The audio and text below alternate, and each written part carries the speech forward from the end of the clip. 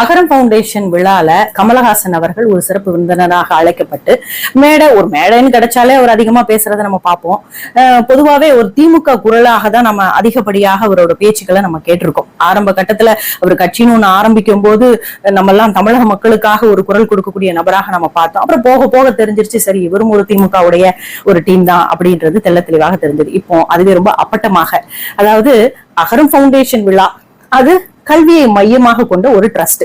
அங்க பிள்ளைங்களுக்கு படிப்பு ரீதியான ஒரு அறிவுரையை கொடுக்காம ஒரு தவறான புரிதலை பிள்ளைங்களுடைய மனசுக்குள்ள ஏத்தணும்னு நீங்க பேசின அரசியல் கொஞ்சம் கூட ஒற்றுக்கொள்ள முடியாது. என்னன்னா 2017க்கு அப்புறம் இந்த நீட் அப்படின்ற ஒண்ணு இல்லைன்னா அகரம் ஃபவுண்டேஷன் மூலமாக இப்போ வரைக்கும் 13 மருத்துவர்களை உருவாக்கி இருக்காங்க.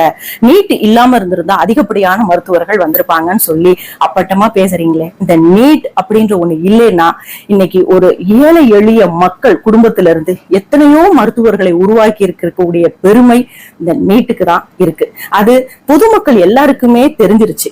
ஆனாலும் நீட்டுக்கு எதிராக மத்திய அரசை எதிர்க்கும் விதமாக, மோடியை எதிர்க்கும் விதமாக திமுகவுக்கு ஆதரவாக உங்க குரலை எப்போது நிப்பாட்டுவீங்க? அது மட்டும் இல்ல, சனாதன சங்கிலி, சர்வாதிகார சங்கிலியை நுறுக்கி தள்ளுகிற ஆயுதம் கல்வி மட்டும்தான் அப்படின்னு பிள்ளைங்க கிட்ட ஒரு தவறான விஷத்தை விதைக்கிறீங்களே, நியாயமா?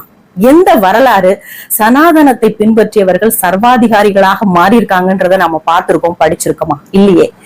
நார்த்திகவாதிகளும் கம்யூனிசத்தை பின்பற்றுபவர்களும் தானே கொடுங்கோல் ஆட்சி செஞ்சு சர்வாதிகாரிகளாக இருக்கிறார்கள், இருந்துட்டு இருக்கிறாங்க. அதை நம்ம பார்த்துட்டு தானே இருக்கோம். ஏன் இப்படி ஒரு மேடை கிடைச்சதுன்னா என்ன வேணாலும் வாந்தி எடுக்கலாமா? ஒரு எம்பியான பிறகாவது திமுகவின் குரலாக இல்லாமல் நீங்க தமிழகத்திற்காகவும் தமிழக மக்களுக்காகவும் பேசுங்க ஐயா.